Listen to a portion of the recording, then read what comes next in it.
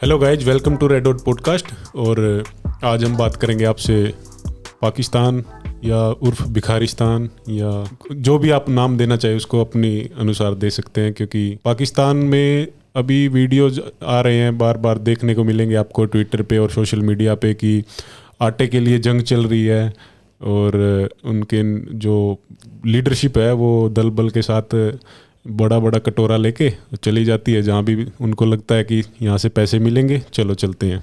आटे के लिए जंग चल रही है और जंग के लिए आटा नहीं है। जंग के लिए आटा नहीं है। और बात करते हैं इनको क्या चाहिए, कश्मीर चाहिए।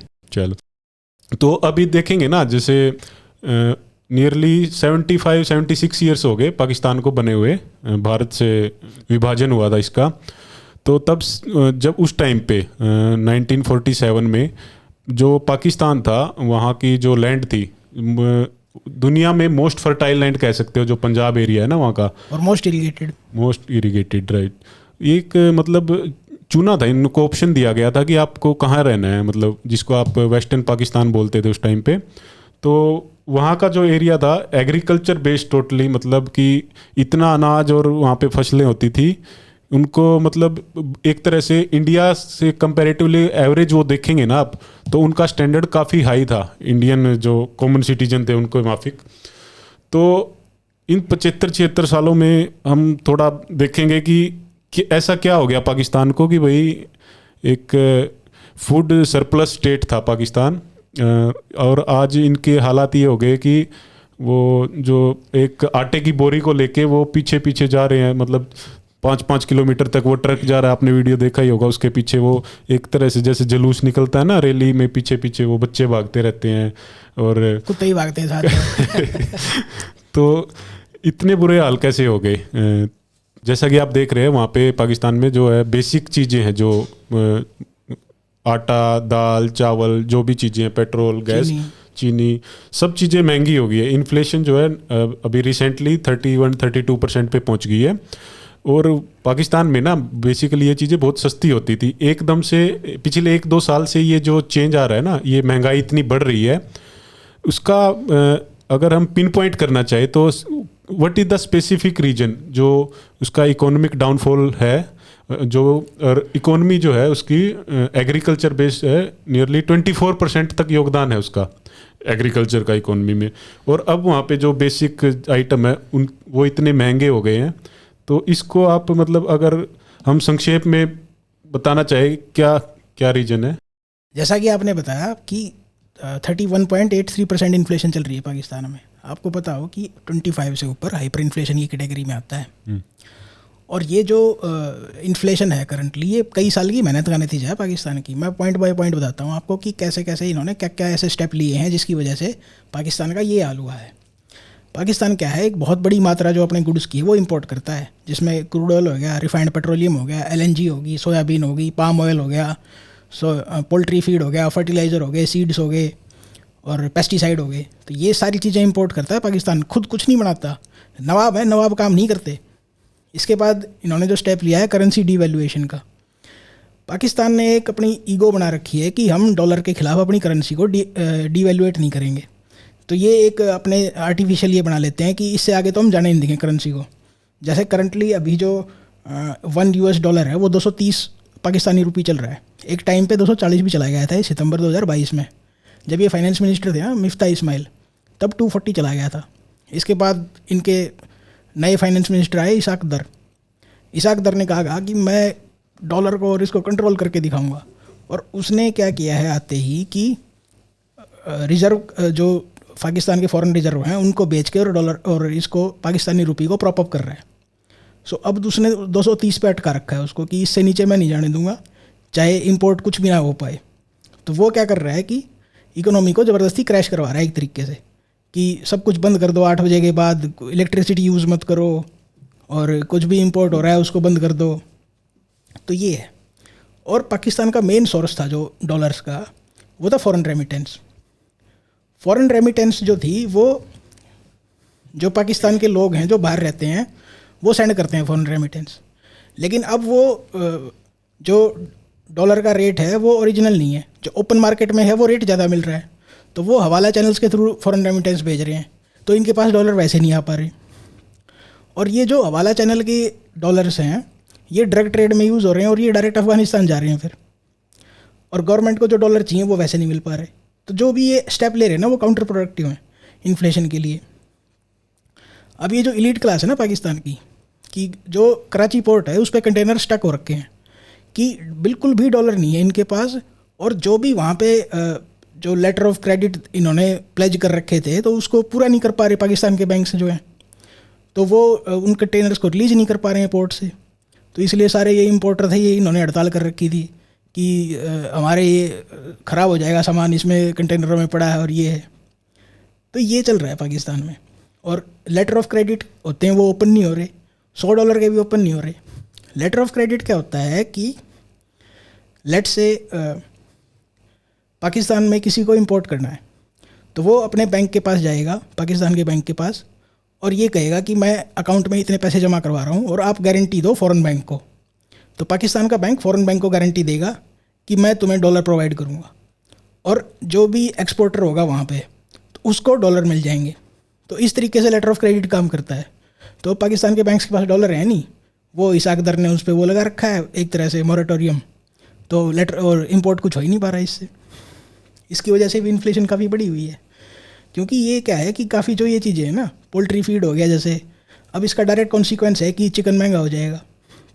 ऐसे ही सीड्स हो गए, फर्टिलाइज़र हो गए, इनसे वीट महंगा हो जाएगा। तो ये जो इन्फ्लेशन है ना ये स्ट्रक्चरल है। उसके बाद क्या है कि जो मिफ्ता इस्माइल जो फाइनेंस मिनिस्टर थे तो इन्होंने कुछ सब्सिडियाँ हटा दी थी उस टाइम पे। सीड्स पे सब्सिडी थी वो हटा दी थी, फर्टिलाइज़र पे सब्सिडी थी वो हटा दी थी, पेट्रोल डीजल की सब्सिडी हटा दी थी। तो उससे कॉस्ट ऑफ प्रोडक्शन में इंक्रीज़ हुआ है, और जो आम जनता है वो इतने पैसे नहीं दे पा रही। और इरिगेशन के लिए वाटर भी नहीं है फार्मलैंड के लिए, जो डैम है इनके वो सैंड और सिल्ट भरा पड़ा है उनमें, तो वाटर भी नहीं है इनके पास। और जो भी इरिगेशन हो रही है वो ट्यूबवेल से हो रही है, ट्यूबवेल को डीजल चाहिए, डीजल 240 रुपये का है। तो ये भी एक इशू है। अब क्या है कि जो ऑयल और गैस के प्राइस हैं वो पूरे वर्ल्ड में इंक्रीज़ हो रहे हैं, तो इससे पाकिस्तान की फॉरेन एक्सचेंज वहाँ भी जा रही है। तो जो इनके एलीट क्लास है ना, और जो ये गवर्नमेंट और आर्मी के लोग हैं, इनको तो फ्री पेट्रोल डीजल मिलता है 500 लीटर या समथिंग, जो भी अलग अलग पोस्ट के अकॉर्डिंग। उनको ऐसा नहीं है कि मतलब मॉनिटरी लिमिट नहीं है, लीटर्स की लिमिट है। ऐसे ही इलेक्ट्रिसिटी फ्री मिलती है उनको। एक और पाकिस्तान ने क्या कर रखा है कि इन्होंने जितने भी पावर प्लांट लगा रखे हैं ना इलेक्ट्रिसिटी प्रोड्यूस करने के, वो इनके गैस बेस्ड हैं। और रशिया यूक्रेन वॉर के बाद LNG बहुत महंगी हो गई है, क्योंकि पूरा यूरोप अब कतर से गैस ले रहा है, और कतर की गैस एशिया में आती थी। तो उससे क्या हो रखा है कि पाकिस्तान में जो इलेक्ट्रिसिटी का रेट है ना 35 रुपये पर यूनिट हो रखा है। तो अब इनके बस की इलेक्ट्रिसिटी यूज़ करना भी नहीं है। फिर इनके पास फ्लड्स भी आ गई। अब फ्लड्स ने क्रॉप्स को डैमेज कर दिया एक तरीके से, राइस और जो सिंध में मेनली क्रॉप्स जो उगाते थे ये।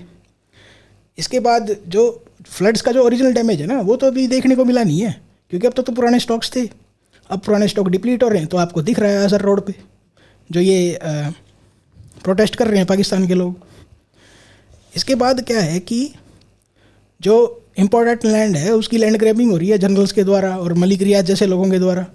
वो 46,000 एकड़ एक बार में कब्जा कर ले रहे हैं। सिंध की जो मेन ज़मीन थी ना, उपजाऊ ज़मीन थी, 46,000 एक बार में उसने कब्जा कर ली। तो इस तरीके से जो एग्रीकल्चरल लैंड है वो उसका मिसयूज़ हो रहा है टाउनशिप बनाने के लिए और इस चीज़ों के लिए। तो जो भी लैंड तो है इनके पास अब भी, ऐसी बात नहीं है कि पाकिस्तान के पास लैंड की कमी है, लेकिन इनएफिशिएंसी है बहुत ज़्यादा। तो ये इनके इन्फ्लेशन के रीजन्स हैं। आपने फ्लड की बात की, तो फ्लड पाकिस्तान में बहुत बार आई है। लास्ट टाइम इतनी जो खतरनाक फ्लड थी 2010 में भी आई थी, और उस टाइम पे भी इनको खूब सारे डॉलर मिले थे डोनेशन में या उसके नेचुरल डिजास्टर के नाम पे। इतना है कि वो डॉलर अब नहीं आ रहे हैं जो पहले से आते थे। कुछ मिलिट्री एड के नाम पे आते थे, कुछ फॉरेन से आते थे, कुछ ग्रांट मिलती थी, कुछ सऊदी अरेबिया या UAE से जो मिल जाता था पैसा, वो अब नहीं आ रहा है, उतना फ्री फ्लो में नहीं आ रहा है। 2010 में इंडिया ने भी इनको नियरली 20 मिलियन या ऐसा कुछ एड दिया था। लेकिन वहाँ पे क्या है ना, बाढ़ का कोई परमानेंट सोल्यूशन नहीं है। वहाँ पे एक आपने सुना होगा, वहाँ के एक CJP chief justice of Pakistan थे, तो उन्होंने क्या किया, एक स्कीम चलाई। वहाँ के कॉन्स्टिट्यूशन में जैसे होता ही है, वहाँ के कॉन्स्टिट्यूशन में भी था सेक्शन कुछ आर्टिकल 184 कि जो सुप्रीम कोर्ट है अपने पब्लिक के वेलफेयर के लिए संज्ञान ले सकता है। वो बोला कि मैं डैम बनाऊंगा पाकिस्तान में, डैम फंड बनाया गया। तो उसने एक डैम फंड क्रिएट किया और डालो भाई, चलो इसमें चंदा डालो। वो इमरान खान के टाइम पे आए थे 2017 में, शायद 16-17 में। तो उन्होंने फंड बना दिया। एस्टिमेटेड कॉस्ट थी नियरली $14 बिलियन उसकी डैम की।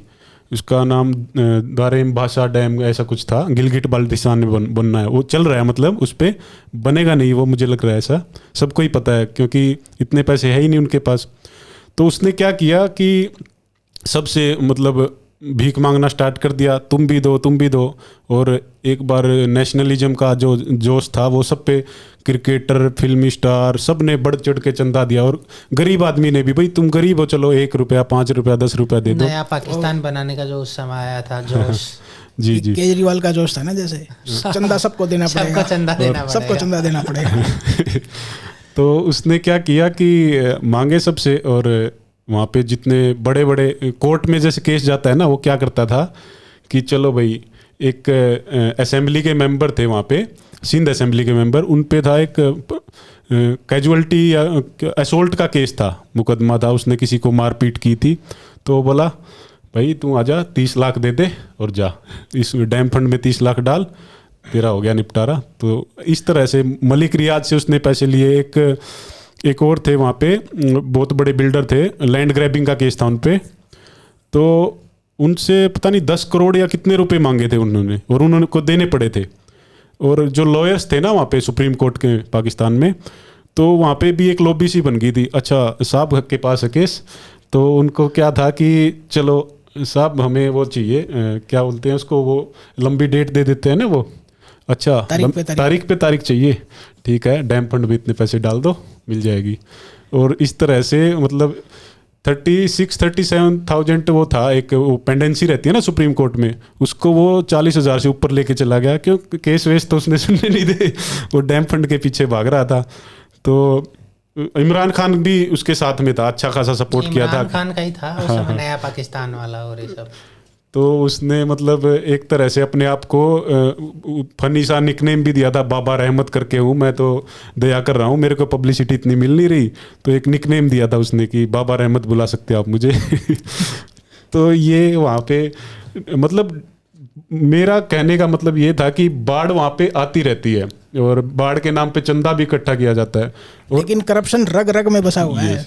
एग्जैक्टली एक उन्होंने पीएसी बनाई थी, कमेटी बनाई थी इसके, जो डोनेशन हुआ ना उसको लेके कि हाँ भाई कितना फंड इकट्ठा हुआ, कितना काम हुआ। तो उससे एक रिपोर्ट आई, वो रिपोर्ट में पता चला कि भाई 40 मिलियन जो रुपए थे पाकिस्तानी रुपए, वो तो उस पर खर्चा किया है, और 63 मिलियन की एडवर्टाइजमेंट की है इसके लिए।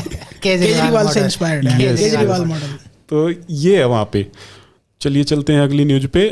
एक न्यूज़ आई है अभी रिसेंटली, जो सुलेमान शहबाज है, जो अभी पाकिस्तान के करंट प्राइम मिनिस्टर है, उनके बेटे, उनका पे एक केस चल रहा था, शुगर स्कैम केस था, 2020 में स्टार्ट हुआ था ये, जिसमें क्या था, इसके दोनों बेटे शहबाज शरीफ और एक हमजा शरीफ और हमजा और सुलेमान, इन पे एक केस चल रहा था। फेडरल इन्वेस्टिगेटिंग एजेंसी है वहाँ की, उसने केस किया था, तो वो उससे बरी कर दिया गया है अभी 4 साल मतलब लंदन में ही थे जिस दिन से वो पहले से ही, और उन्होंने पहले ही कोर्ट से अपनी जमानत वगैरह ले ली थी, तो अपीयर तो हुए ही नहीं थे वो कभी। लंदन पाकिस्तानी एलिट्स का सेकंड होम है, फर्स्ट होम है, सेकंड होम पाकिस्तान है। ये जो बिल्कुल टॉप के एलिट्स है ना, इनका होम है। जो थोड़े से नीचे तबके के वो दुबई जाना पड़ता है, गरीबों का दुबई है, बेचारों को दुबई में जाना पड़ता है। लंदन में जो टॉप के क्रिमिनल्स होते हैं ना वो जाते हैं, तो वो अभी लौटे हैं ना। तो इनकी मैं बताता हूँ, सुलेमान शहबाज 5 साल तक लंदन में रह के आए हैं ये नवाज शरीफ के पास, इनके अपने ताऊ जी के पास। तो इनके ऊपर केस था 16 बिलियन पाकिस्तानी रुपीज़ का। 16 बिलियन का मतलब है 1600 करोड़ पाकिस्तानी रुपीज़। और ये फाइल कर रखा था फेडरल इन्वेस्टिगेशन एजेंसी ने, इमरान खान ने फाइल करवाया था। इमरान खान उस टाइम पे प्राइम मिनिस्टर थे। तो ये अभी दिसंबर में वापस आए हैं, और आने से पहले ही इन्होंने एंटीसिपेटरी बेल ले ली। फिर अब जनवरी में आई थिंक कल ही ये कोर्ट में पेश हुए, और अब एजेंसी ने कहा कि हमारे पास कोई सबूत नहीं है इनके खिलाफ। तो ये तो बिल्कुल एक तरह से इनोसेंट आदमी है और इनको बरी कर दिया जाए। तो ये पाकिस्तान में करप्शन का आलम है। और इमरान खान ने क्या चिंगाड़ मारी है इसके लिए। वो कह रहा कि 75 साल के आदमी को, जो ये आजम स्वाति है, इसको इन्होंने नंगा कर करके पीटा है और इतने जुल्म करे हैं इसके खिलाफ। और ये देखिए कि शहबाज शरीफ के बेटे को ऐसे ही छोड़ दिया। और ये कहाँ का रियासत मदीना है ये? क्या कोई न्याय है यहाँ पे? कुछ नहीं है। तो मैं आऊँगा तो नया पाकिस्तान बनाऊँगा। वो दोबारा वो चूर्ण स्टार्ट कर दिया है इमरान खान ने। तो ये पाकिस्तान की स्टोरी है। इसमें एक पेच ये भी था कि जिस टाइम पे ये केस हुआ ना, उसी टाइम पे एक और इसने अपने जो इसके जहांगीर तरीन नाम है ना, वहाँ के फेमस वो हैं, इनके सचिव वचिव भी रहे थे कुछ, मतलब अच्छे इन्फ्लुएंसर नेता है वहाँ के, नेता कह लो या जो भी पॉलिटिशियन। तो उन पे भी इमरान खान ने ये दिखाने के लिए कि देखो ये काफ़ी करीबी था इमरान खान का वो, कि उस पर भी उनकी भी एक JDW मिल्स करके था, शुगर मिल्स, तो उनकी उस पर भी था ये केस, दोनों पे था। तो उनको जानबूझ के एक जो फैक्शन रहता है ना पार्टी में, वो ज़्यादा क्लोज था कि उसमें जो PTI के थे वर्कर, वो इस बात से चिढ़ रहे थे कि ये इमरान खान के ज़्यादा क्लोज जा रहा है और भाई इसके पास इतनी पावर कैसे आ गई। तो इसको भी फंसाया गया था या जो भी था, साथ में इसको भी था, केस इनका भी था। और ये जो है ना इनका जहांगीर तरीन, इनके बेटे का नाम है कुछ, पता नहीं क्या नाम है, अली तरीन है ना, उसकी जो मुल्तान सुल्तान PSL में टीम खेलती है ना, उसका ओनर है वो। ठीक ठाक मतलब पैसे बनाए उन्होंने, तो वो पहले ही बरी हो गए थे। तो इमरान खान को मेरे ख्याल से ज़्यादा इतना वो होने की ज़रूरत नहीं है कि, क्योंकि पाकिस्तान में पता ही है उनको कि कोर्ट के नाम पे जो फैसले वगैरह होते हैं ना, वो आर्मी हेडक्वार्टर से होते हैं। आर्मी हेडक्वार्टर से ही होते हैं, वहाँ से कुछ नहीं होता। जो अभी हमने बात की ना कि पाकिस्तान के हालात जो है, इकोनॉमिक कंडीशन काफ़ी बुरे हो गए हैं, तो हम पिछले 2022 से ये न्यूज़ सुनने आ रही है कि IMF के पास जाएगा। जब श्रीलंका वाला काम हुआ था उसके टाइम से ही हमें पता चल गया था लोगों को कि पाकिस्तान भी उसी रास्ते पे जा रहा है, अलोंग विद बांग्लादेश और सब।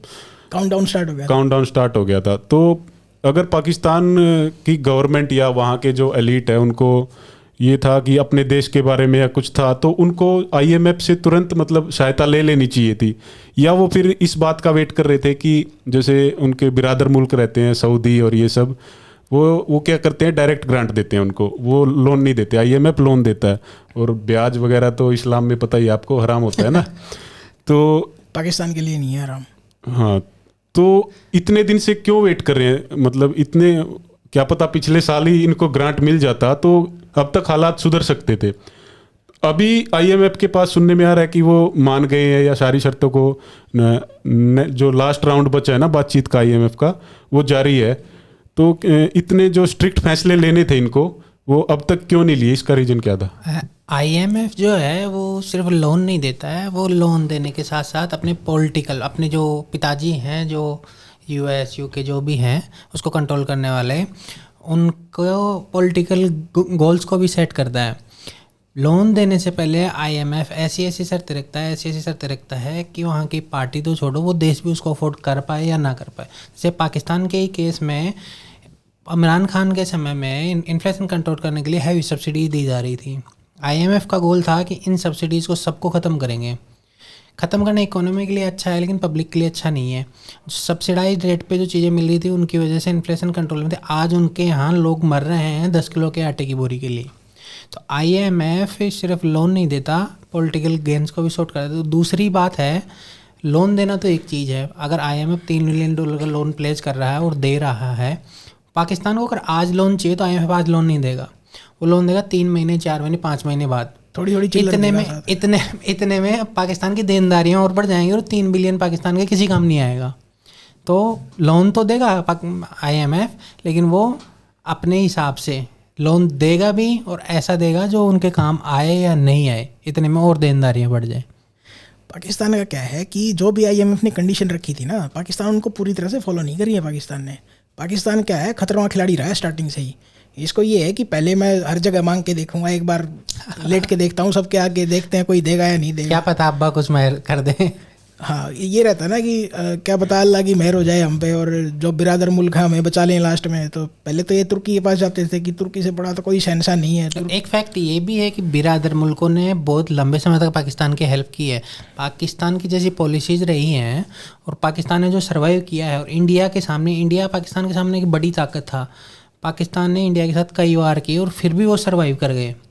तो ये जो सर्वाइव किया है, इसमें बिरादर मुल्कों की जो पुराने समय की सरकारें रही हैं या पुराने समय के जो उनके टर्म्स रहे हैं, उन्होंने इनको हेल्प किया भी है। लेकिन आज के हालात में कुछ बिरादर मुल्कों को और ख़ासकर वेस्ट को पाकिस्तान की ज़रूरत रही नहीं है। जैसे एक समय था जब पाकिस्तान इंडिस्पेंसिबल था अमेरिका के लिए, यूके के लिए, नाटो के लिए। ये तब भी इंडिस्पेंसिबल था जब अफ़गानिस्तान में यूएसएसआर की फोर्सेस थी, क्योंकि यूएसएसआर के ख़िलाफ़ जो भी ऑपरेशन से वो पाकिस्तान से सपोर्ट होते थे। वो पाकिस्तान तब भी इंडिस्पेंसिबल था जब अमेरिका एंट्री कर गया अफ़गानिस्तान में। लेकिन अब अमेरिका पाकिस्तान से जा चुका है, यूएसएसआर पहले ही निपट गया था। और अब जो तालिबान की सरकार बनी है, जिसे पाकिस्तानी हम अपना दोस्त या अपना बड़ा भाई छोटा भाई बता रहे थे, वो बड़ा भाई छोटा भाई तो नहीं बने, लेकिन उनके पिताजी बन के सर पे बैठ गए हैं क्योंकि ना दुरन लाइन उन्होंने एक्सेप्ट की है। इकोनॉमी में अफगानिस्तान की पाकिस्तान कोई मदद नहीं कर सकता। तो तालिबान के लिए पाकिस्तान इज़ नोबडी। और दूसरी बात, ये IMF के लोन्स मोस्टली अमेरिका से कंट्रोल होते हैं। तो ये जो इमरान खान की एब्सोल्यूट नोट की पॉलिसी थी, उस पॉलिसी को भी तोड़ मरोड़ने के लिए पाकिस्तान IMF के लोन को डिले करना बहुत ज़रूरी है। इसलिए क्योंकि अफ़गानिस्तान में जो ड्रोन स्ट्राइक्स हैं अमेरिका अब भी कर रहा है, कुछ दिन पहले अलकायदा के चीफ पे भी करी थी, अल जवाहिरी को उड़ा दिया। अल जवाहिरी को जब उड़ाया था, बड़ा प्रिसाइजली उड़ाया था। और कह रहे हैं कि ये एक इस लोन के बदले ही जो थी वो पाकिस्तान की तरफ से इंफॉर्मेशन दी गई थी। अभी नजराना था पाकिस्तान, फ्लड रिलीफ के नाम पे दिया था। और अभी भी न्यूज़ आ रही है कि पाकिस्तान मान रहा है, एक्सेप्ट कर रहा है कि हम अपना एयर स्पेस अमेरिका को यूज़ करने देंगे अफ़गानिस्तान में स्ट्राइक्स करने के लिए। लेकिन वो अपना स्टैंस इंडिया के खिलाफ चेंज करे और पाकिस्तान के फेवर में जाए और जो लोन है वो उसको मिले। जो ये बिरादर मुल्क है ना पाकिस्तान के, अब रशिया यूक्रेन वॉर के बाद सिचुएशन क्या हो गई है कि इनको अपनी खुद की सिक्योरिटी का आइडिया नहीं है कि अब हमें कौन बचाएगा अगर कोई ईरान अटैक करेगा या और कोई रोग कंट्री अटैक कर देता है हमारे ऊपर। तो ये जो मिडिल ईस्ट का जो एक बैलेंस था ना, वो बैलेंस बिगड़ चुका है। जैसे आप देखेंगे तो सीरिया से US वाले कभी भी भागने वाले हैं किसी भी टाइम। सीरिया की और तुर्की की ये चल रही है, बातें चल रही हैं, और हो सकता है इनमें सुलझाव हो जाए। तो उसके बाद US की जो फोर्सेज हैं सीरिया में, उनके पास कोई ऑप्शन नहीं बचेगा भागने के अलावा। सो इससे मिडिल ईस्ट के काफ़ी समीकरण चेंज हो जाएंगे। और तो जो ये कंट्री हैं, सऊदी हो गया, UAE हो गया, तो अब ये पाकिस्तान की इतनी हेल्प नहीं कर पा रहे क्योंकि इनको अपना देखना है। अब ये कह रहे हैं कि हमें अपना देखने दो मालिक। उनके खुद के सर पे मुसीबतें हैं कि उनकी इकोनॉमी जो डॉलर से चल रही थी और अभी जो शिफ्ट आ रहा है और दुनिया जो ग्रीन एनर्जी, ग्रीन हाइड्रोजन और इलेक्ट्रिसिटी की तरफ मूव हो रही है, तो तेल की जो ज़रूरतें कम होगी, तो वो उनकी इकोनॉमी जो ऑयल पे पूरी तरह डिपेंडेंट है, उनको मूव ऑन करना है। जैसे सऊदी अरेबिया नियोम सिटी बना रहा है या अपनी इकोनॉमी में तेल का जो रेवेन्यू है उसके बाद छोड़ के दूसरे सेक्टर्स को इन्वॉल्व करने की कोशिश कर रहा है, तो वो जो एक फ्री फ्लो ऑफ इनकम था वो कम होता जा रहा है और आने वाले टाइम में बहुत कम हो जाएगा। तो उनके लिए पाकिस्तान को मदद करने से ज़्यादा अपनी इकोनॉमी बचाना ज़रूरी हो गया है। सऊदी वालों को ये लग रहा है कि जो हमने गधे और जो ऊँट पार्क कर रखे थे गराज में अब वो दोबारा ना निकालने पड़ जाएं। अगर दुनिया को तेल की ज़रूरत नहीं रही तो हमें वो गधे और जो ऊँट है वो दोबारा निकालने पड़ेंगे गराज से। और जिस तरह इंडिया की गवर्नमेंट ग्रीन हाइड्रोजन पे जितना जोर दे रही है, जो एक $10 बिलियन का एक इनिशिएटिव भी लॉन्च किया है, तो अगर ये आने वाले 20-30 साल में बड़ा एनर्जी जो इंडिया बहुत बड़ा इंपोर्ट करता है, और रशिया यूक्रेन वार से पहले तो सारा मिडिल ईस्ट से आता था, अभी इंडिया का जो ऑयल है उसका एक बड़ा हिस्सा रशिया से आने लग गया है। तो ये भी उनके रेवेन्यू कम होगा रेवेन्यू ईरान का या सऊदी का या जिनसे वो इंडिया पहले तेल बड़ा हिस्सा लेता था। तो इसका भी बहुत फ़र्क पड़ने वाला है। दूसरा, गवर्नमेंट जो शिफ्ट कर रही है इलेक्ट्रिक जो गाड़ियों पे सब्सिडी दे रही है, आने वाले टाइम में बहुत हैवी जो मार्केट में गाड़ियाँ आएंगी वो इलेक्ट्रिसिटी वाली आएंगी। तो इससे भी जो मिडिल ईस्ट था, जो प्योरली क्रूड ऑयल लेवरेज कम हो रही है उनकी, अब वो उनके और इकोनॉमिक साथ उनकी पॉलिटिकल लेवरेज भी कम हो रही है। वो सऊदी के फाइनेंस मिनिस्टर ने बता भी दिया ना उनको, तेल खत्म खेल खत्म वाली बात है कि आगे हम नहीं देंगे भाई, ऐसे कहीं और जाना, हम बदले में कुछ चाहिए चाइना की तरह। तो ये जो पाकिस्तान की आदत है ना खतरों के खिलाड़ी वाली, पाकिस्तान क्या करते हैं कि ये लास्ट टाइम तक डिसीजन को डिले करते हैं कि क्या पता अल्लाह की मेहर से हम जीत ही जाएं, तो प्रोएक्टिव काम करते नहीं है कि अगर प्रोएक्टिव लोग होता है ना कोई पाकिस्तान में तो उसको उड़ा दिया जाता है। जैसे ये फाइनेंस मिनिस्टर था इससे पहले मिफ्ता इस्माइल 2018 में भी एक बार फाइनेंस मिनिस्टर आया था, इसको 1 महीने के अंदर उड़ा दिया गया था उस टाइम भी। ऐसे नहीं चाहिए हमें, इंटेलिजेंट लोग नहीं चाहिए। इंटेलिजेंट लोग हमें जाहिल कौम को पसंद नहीं आते। और अब ये अप्रैल में आया था, अप्रैल 2022 में, और सितंबर में इसको उड़ा दिया गया। कह रहा भाई बहुत टाइम हो गया तेरा, अब हमारे से इतनी इंटेलेक्चुअल बातें झेली नहीं जाती, तू निकल ले पतली गली से। तो उसको हटा के और जो नवाज शरीफ का लॉयलिस्ट है इशाक दर, उसको लाया गया फाइनेंस मिनिस्टर, और उसने आते ही अपनी जालत स्टार्ट कर दी है। और ये एक्सेलरेट कर रहे हैं पाकिस्तान का डाउनफॉल, और कुछ नहीं कर रहे। अपनी ईगो मेंटेन करने के लिए, अपनी एक तरह से इंडिया के साथ पैरिटी मेंटेन करने के लिए, तो ये चल रहा है पाकिस्तान में। वीडियोज आ रहे हैं जिनमें पाकिस्तानी आर्मी के सामने लोग नारे लगा रहे हैं, कल बना था बांग्लादेश, आज बनेगा सिंधु देश। तो ये आर्मी ऑफिशियल्स की मौजूदगी में ये सब हो रहा है। गिलगिट बल्तिस्तान में भी यही चल रहा है कि पाकिस्तान आर्मी गो बैक, निकलो यहाँ से। बचा कुछ है उनको एक अमेरिका ने उपाधि दे रखी थी, non NATO ally, major non NATO, वो भी छीन रहे हैं बेचारों से। अभी उसके लिए बिल पास करवा रहे हैं, मोशन आया कांग्रेस में। तो हो ही जाएगा, पास लग रहा है। अभी नहीं तो कुछ सालों में हो जाएगा, पास तो नहीं होगा, लेकिन ये कह रहे थे कि कुछ कांग्रेस के मेंबर्स हैं जो इस तरफ सोचने लग गए हैं। तो आने वाले कुछ टाइम में हो जाएगा, डिसीजन इन द मेकिंग, वो वाली बात है। मतलब धुआं उठ रहा है तो आग तो लगेगी ना। तो पाकिस्तान IMF के साथ क्या कर रहा है कि एक पीस मील अप्रोच ले रहा है। पाकिस्तान ये कह रहा है कि ये थोड़ा सा हमने कर दिया है और आगे आपको विश्वास तो है हमारे ऊपर, कर देंगे आगे हम। IMF वाले ये कह रहे हैं भाई एग्जैक्टली विश्वास ही नहीं है हमें तुम्हारे ऊपर। तो IMF क्या कह रहा है कि सारे रिफॉर्म्स इंप्लीमेंट करो, उसके बाद हम तुम्हें पैसे देंगे। पाकिस्तान ये कह रहा है कि कुछ तो हमने कर दिए और कुछ हम कर देंगे, खाते पे कमाते, तुम पैसे तो दो कम से कम। तो ये इनमें अब तक ये गहमा गहमी चल रही थी, और अब बिल्कुल जब बात सर पे आ गई है ना, तो अब ये IMF के आगे जाके लेट गए हैं कि अब तो दे दो बस हमें पैसे, कि आप हमें पैसे दे दो, उसके बाद कुछ भी हो जाए।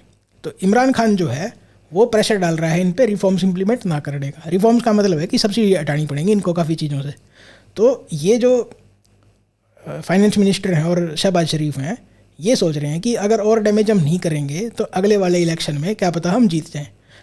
ऐसी बातें हो रही हैं पाकिस्तान में कि अप्रैल 23 में इलेक्शन होंगे वहाँ पे, और इमरान खान के जीतने के पूरे चांस हैं। चलिए देखते हैं। अभी इलेक्शन का तो कुछ नहीं कह सकते, क्योंकि वहाँ पे आर्मी जिसको चाहेगी वही बनेगा। और हो सकता है क्या पता जो लंदन में बैठे हैं शरीफ हैं, वो नवाज शरीफ, उनका सिर्फ नाम शरीफ है। उनका फिर से मन कर जाए पॉलिटिक्स में आने का, तो हो सकता है अगले प्राइम मिनिस्टर वो बन जाए। उनके इंडिया के साथ भी अच्छे रिलेशन थे ना। तो चलिए, वो पाकिस्तान को बेचने में सबसे आगे रहे हैं वो, और उनकी जो डील उखाड़ने की जो क्षमता है वो काबिल तारीफ़ है। तो अब जो फाइनेंस मिनिस्टर बना रखा है ना जिनको, इसाक दर ने, ये 2018 में भी फाइनेंस मिनिस्टर थे और ये 3 बार फाइनेंस मिनिस्टर रहे हैं। जब ये 2018 में गए थे ना, तो $20 बिलियन का चूना लगा के गए थे कि उस टाइम पे करंट अकाउंट डेफिसिट $20 बिलियन का छोड़ के गए थे। करंट अकाउंट डेफिसिट क्या होता है कि एक्सपोर्ट इंपोर्ट्स का जो बैलेंस होता है, मतलब ये $20 बिलियन माइनस में करके गए थे पाकिस्तान को, just to maintain the parity with dollar, कि डॉलर का कन्वर्जन में रेट नहीं गिरना चाहिए। तो ये पाकिस्तान के कुछ लोग कह रहे थे कि इसाक दर के आने के बाद दरोनॉमिक्स स्टार्ट हो गई है, नई टर्म इंट्रोड्यूस करी है उन्होंने, दरोनॉमिक्स। तो कि कीप द जो $2 वैल्यू है उसको कांस्टेंट रखो, बाकी भाड़ में जाने दो सबको। इंडस्ट्री कोलैप्स कर रही है, वर्कर्स को फायर किया जा रहा है, इन्फ्लेशन बिल्कुल एस्ट्रोनॉमिकल चल रही है, और इसको क्या है कि डॉलर की वैल्यू, डॉलर रुपये की वैल्यू को सेम रखना है बस। ये इनकी इलेक्शन जीतने की स्ट्रेटजी है, और मुझे लगता है काउंटर प्रोडक्टिव होगी, क्योंकि पाकिस्तान वालों को नशा चढ़ चुका है इमरान खान का। आएगा इमरान, बनेगा नया पाकिस्तान। शादियों में गाने चलते थे, गानों पे नाचते थे, आएगा इमरान।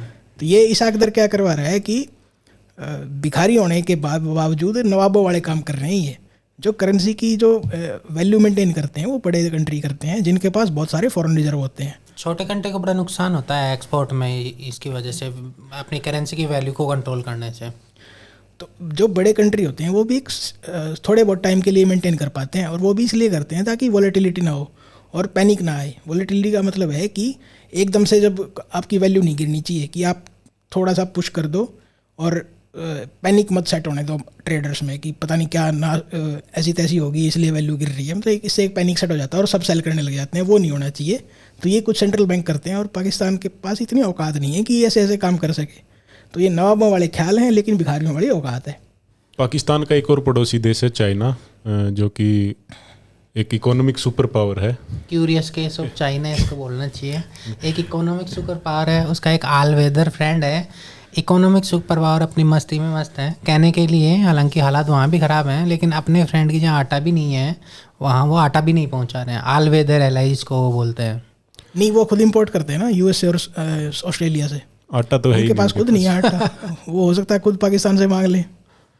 तो वहाँ पे भी न्यूज़ आ रही है कि कोविड के हालात अच्छे खासे ख़राब चल रहे हैं, जो वर्ल्ड में 1.5 साल पहले हो गया ना, वो चाइना में अब हो रहा है। तो अभी वो चाइना और पाकिस्तान एक तरह से, उनको इंडिया एक तरह से आप कह सकते हो कि कॉमन एनिमी समझते थे इंडिया को वो दोनों, इसीलिए उनके वेस्टेड इंटरेस्ट थे और वो एक दूसरे के क्लोज आए, जो भी स्टोरी है। लेकिन अभी इतने बुरे हाल होने के बाद भी पाकिस्तान की हेल्प के लिए चाइना क्यों नहीं आ रहा है? क्या उसके खुद के हालात इतने ख़राब हो गए हैं, या फिर वो एक तरह से उसने बोल दिया कि ये एक बिगड़ा हुआ बच्चा है पाकिस्तान, इसको हम और दिन गोद में नहीं खिला सकते, बेबी सिट नहीं करेंगे? जो एक आयरन क्लैड फ्रेंडशिप थी चाइना और पाकिस्तान की, अब उसमें दरारें आती हुई दिख रही हैं। जब ये पाकिस्तान वाले भीख मांगने गए थे जिनेवा में, ऑडिटोरियम पूरा किराए पे लेकर उन्होंने गाजे बाजे के साथ भीख मांगी थी, तो चाइना ने इनको बहुत बड़ी रकम दी है, $100 मिलियन की, और वो भी दी नहीं है। दे देंगे हम, दे देंगे। दी तो किसी ने भी नहीं है अभी तक।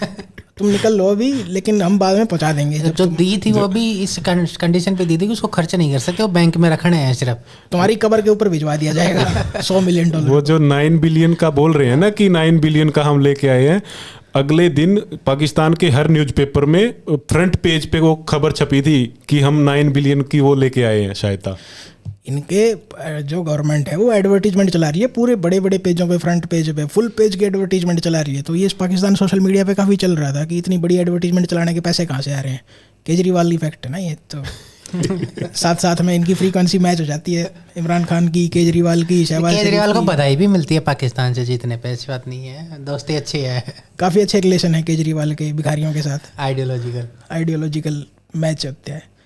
तो चाइना और पाकिस्तान की स्टोरी में एक क्या ट्विस्ट आया है कि यूएन ने एक टेररिस्ट है अब्दुल रहमान मक्की हाफिज़ सईद का ब्रदर इन लॉ है, और उसको एक ग्लोबल टेररिस्ट अब डिक्लेयर कर दिया गया है। चाइना ने उसको वीटो नहीं किया इस बार सिक्योरिटी काउंसिल में।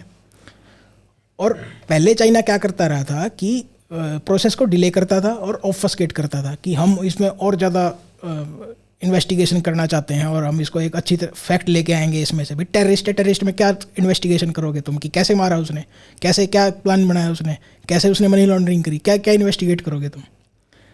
तो एक ये जो था, इंडिया ने इस पे हार्ड स्टांस लेना स्टार्ट कर दिया था। हालांकि चाइना ने इसको डिसीजन को होल्ड पे रखा हुआ था, वीटो करके रिजेक्ट नहीं किया था, लेकिन इंडिया ने हर ग्लोबल प्लेटफॉर्म पे चाइना को कॉल आउट करना स्टार्ट कर दिया कि टेररिस्टों को शय देते हैं ये।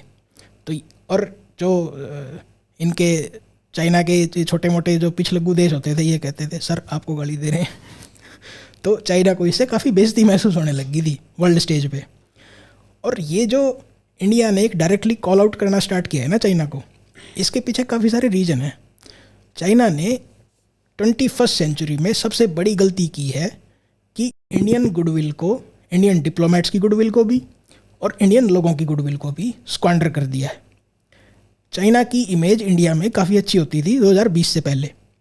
इवन मुझे याद है कि कोरोना आने के बाद भी इंडियन पब्लिक चाइना के सपोर्ट में थी कि चाइना में इतनी बड़ी महामारी आई है, वी शुड, हम डोनेट करना चाहिए हमें कुछ ना कुछ। लेकिन जैसे ही इन्होंने हमारे बॉर्डर पे इंट्रूजन करी ना, वैसे ही 360 डिग्री पलट गया एनवायरनमेंट, 180 डिग्री सॉरी। तो ये चाइना की सबसे बड़ी स्ट्रेटेजिक मिस्टेक है 21st सेंचुरी की, और ये चाइना के डाउनफॉल का कारण बनेगी। इसका मेन रीज़न क्या है कि करंटली जो ओपन इंटरनेट है, इंग्लिश इंटरनेट जिसको बोल सकते हैं, उसमें इंडियंस की बहुत ज़्यादा इमेंस क्रेडिबिलिटी और पावर है, और हर इंडियन आदमी करंटली चाइना को गाली दे रहा है। तो 2020 के बाद चाइनीज़ लोगों ने क्या किया था, चाइनीज़ की जो साइबर सेल हैं इन्होंने, कि इन्होंने पेड आर्मी इंडियंस को फ्रस्ट्रेट करने के लिए लगाई थी, जो इनके 50 सेंट आर्मी जिसको बोलते हैं, वूमाओ आर्मी बोलते हैं जिसको। तो इन्होंने कमेंट करने स्टार्ट करे कन्वर्सेशन डीरेल करने के लिए, इंडियंस को फ्रस्ट्रेट करने के लिए। तो इंडियंस ने एक ये थिंकिंग है कि फ्री का इंटरनेट है हमारे पास, चीप इंटरनेट है, हम वैसे भी खाली बैठे हैं कि let's harass the Chinese now. तो उनके ऊपर उल्टा पड़ गया वो। तो ये चाइनीज़ बॉट्स थे, अब इंडियंस इनको एक तरह से कॉल आउट करने लग गए कि तुझे खाना मिला या नहीं मिला, नूडल्स मिले या नहीं मिले आज। तो ये फ्रस्ट्रेट हो गए और इन्होंने एक तरह से अब ये प्रैक्टिस काफ़ी हद तक कम कर दी है। उनसे ये पूछते हैं ना, मोमो खाएगा क्या? गोलगप्पा खाएगा क्या? ये चाइनीज़ क्या करते थे कि वेस्टर्न कंट्रीज़ में कन्वर्सेशन डिरेल करते थे और लोगों को हरास करते थे, फ्रस्ट्रेट करते थे लोगों को। उनकी क्या पॉपुलेशन कम होती है, वो फ्रस्ट्रेट हो जाते थे। इंडियंस का क्या है, इंडियंस को डिबेट करने में आता है मज़ा, वो कई दिन तक लगातार डिबेट कर सकते हैं और वो डिबेट को छोड़ते नहीं जब तक जीत ना जाएं। तो अब इनके उल्टा पड़ गया, अब इंडियंस चाइनीज़ को हरास करने लग गए इंटरनेट पे। और इंग्लिश वैसे कम आती है इनको, ऊपर से इनके पास इन्फॉर्मेशन वैसे कम है और इंडियंस के पास पूरी इन्फॉर्मेशन है। तो वो पूरा तियाननमेन स्क्वायर मैसेकर और ये वो पूरा उनको दिखाने लग गए। तो जो भी ये इनके हैंडलर थे उन्होंने कहा ये तो इनको नॉलेज दे रहे हैं चाइनीज़ को, ये तो हमारे दिक्कत हो जाएगी। इनको VPN ज़्यादा दे रखा है तो यहाँ से हटाओ भाई, वहाँ वहीं रखो, ऑस्ट्रेलिया न्यूजीलैंड में ही वारफेयर करो तुम। तो ये चाइना का एक तरह से नुकसान हुआ है। एक चीज़ और क्या है कि इंडियंस की डिबेट करते हुए ना एक थिक स्किन होती है, वो इतनी जल्दी ना हम इंडियंस वो नहीं होते, बुरा नहीं मानते इंडियंस इतना जल्दी। चाइनीज़ क्या है, जल्दी बुरा मान जाते हैं। तो वो एक तरह से इंडियंस को फ्रस्ट्रेट कर नहीं पाए इंटरनेट पे, और इसलिए जो एक नैरेटिव है वो काफ़ी हद तक इंडियंस कंट्रोल कर रहे हैं, ट्विटर पे भी और यूट्यूब कमेंट सेक्शन में भी और इनमें। तो ये चाइनीज़ की एक तरह से जो इमेज को ख़राब किया जा रहा है, अभी करंट उसका इतना दिख नहीं रहा, लेकिन काफ़ी हद तक जो एक जनरल पब्लिक है ना, उसमें चाइनीज़ की इमेज को काफ़ी ख़राब किया जा चुका है, even in Africa, even in Latin America, even in Indonesia and Philippines and all.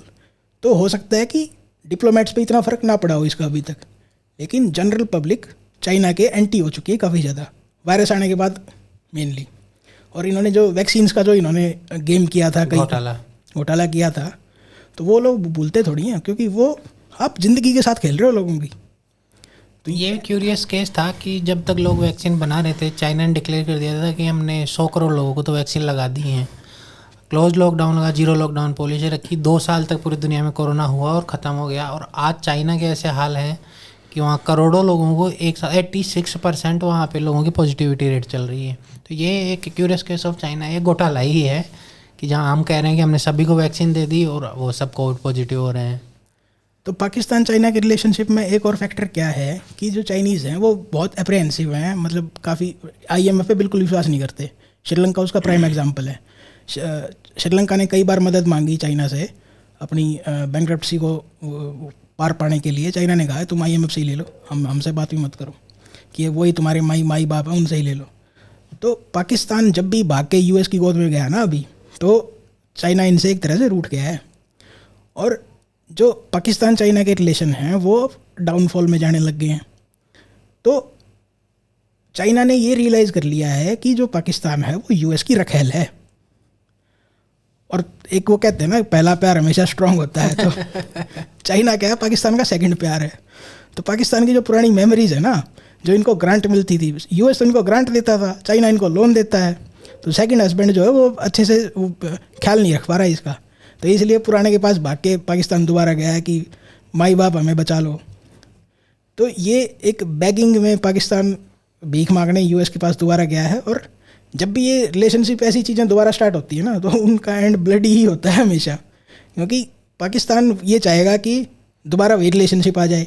लेकिन US इस बार इनसे जो पूरा बदला है वो पूरा बदला निकालेगा कि फैजल पूरा बदला लेगा इस बार, दादा का, नाना का, सबका बदला लेगा इस बार फैजल। तो CPEC जो है वो तो एक तरह से बंद पड़ा है। और यहाँ तक बातें चल रही हैं कि अगर पाकिस्तान के टुकड़े होते हैं तो बलूचिस्तान को US लेगा। और चाइना का सबसे जो इम्पोर्टेंट एक तरह से इन्वेस्टमेंट है वो ग्वादर में है, बलूचिस्तान में है। तो एक और इनके रिलेशनशिप में एक क्या बात निकल के आई है कि जब अफ़गानिस्तान में जब तक इनकी सरकार थी, हामिद करज़ई की, और US बैक्ड जो गवर्नमेंट थी, उसके बाद तालिबान की आई, तो पाकिस्तान ने कहा चाइना से कि तालिबान तो हमारे भाई हैं, हम आपसे इनकी बात करवाएंगे।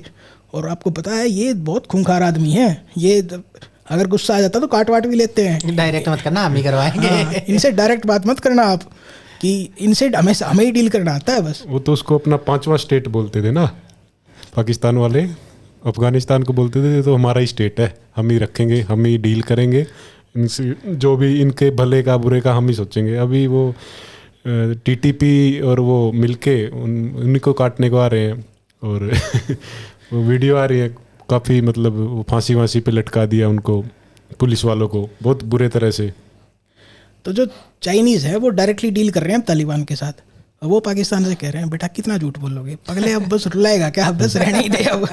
तो चाइना वाले तंग आ चुके हैं पाकिस्तान से अब।